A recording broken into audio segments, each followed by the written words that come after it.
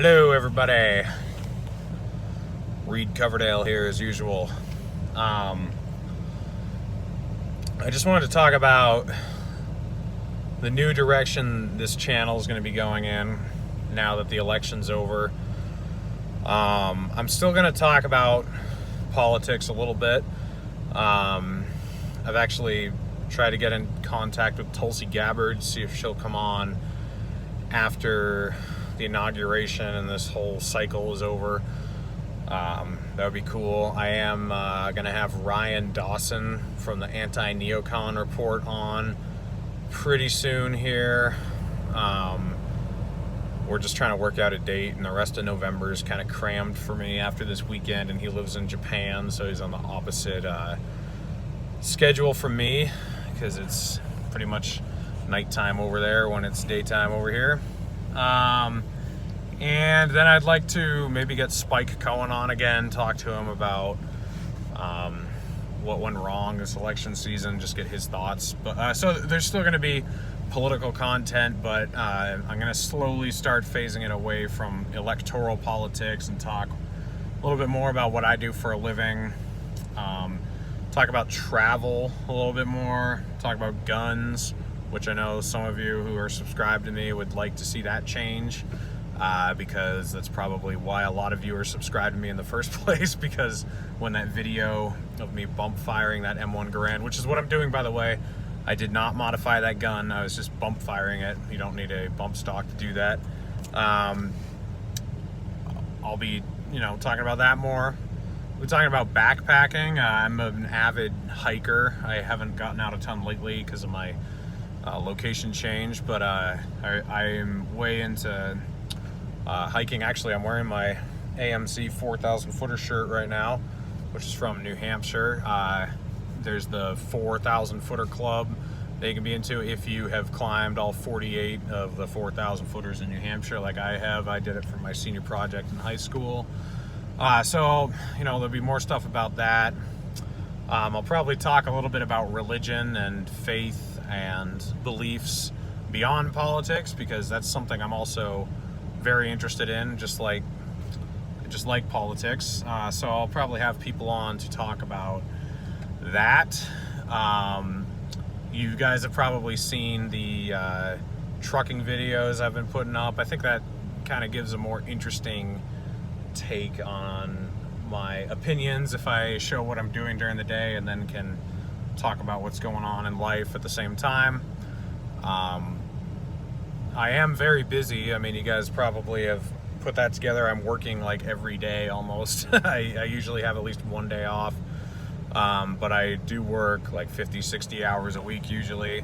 That's why it's hard to put videos together like that Ron Rand Tulsi one that I did last year.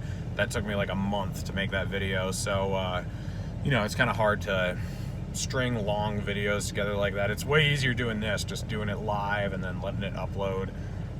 It saves me a lot of time. I'm still going to go on other people's shows. Charles Anderson's got a good show, The Lone Wolf Report. You guys should check him out. I'm still friendly with Dave Sparia. He's kind of gone Trump lately, and he's kind of secluding himself for now, but hopefully that passes, and I'd like to go on his show, have him come on my show again. I'm still friends with him. My friend Mike, who you guys have seen on my show several times, he's starting his own YouTube channel. I think it's called What Do I Know? Because his tagline is going to be, what do I know? I'm just a truck driver. So I'll be going on his show, and I'll have him back on mine. The Libertarian and I are pretty good friends. I'll be going on his podcast tonight, actually. It got moved from last night to tonight. I'll also be having him on my show. And, I'm going to keep going on Big Talk, Little Talk. I'm going to keep going on Frank Analysis. If he has me on, I'll have him on my show again. So hopefully it's going to be a more interesting show to watch coming up, less about just what's going on in the electoral world, because it doesn't matter as much as far as the races are going right now, because nothing's really going on. But I am going to maintain my values. I had my values under Obama. I've had them under Trump, and they will remain consistent under Biden. There's obviously growth and small changes that we all go through, but I will continue to advocate for the same things and against the same things, no matter who is president or what's going on in the government. But I think it's important for people to remember that the government isn't going to solve our problems, that it really comes down to us. And I do hate to see the division that's going on in this country, not between the government and the people, but just between the people.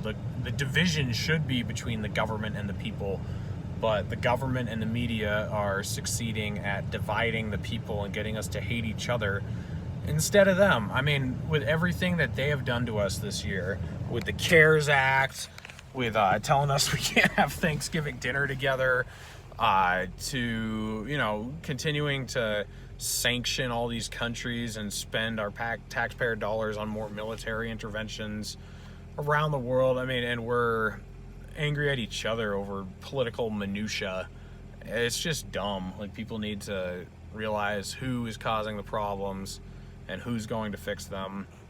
Hopefully people will start to, you know, draw closer together again, because that's where change is going to happen, when the people decide that they want things to change. It's not going to be the government. The government can try to mandate certain things, but the true change comes when the people and the market, I would say, want things to change. That's when you see systemic change really happen. And then sometimes the government will follow suit, like with the Civil Rights Act. You know, that wasn't initiated by the government. That was the people deciding that they'd had enough. And then eventually the government sort of followed suit.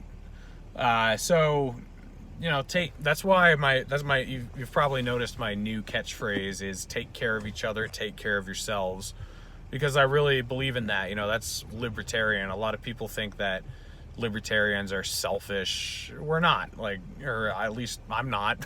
You know, I believe in mutual aid and taking care of each other.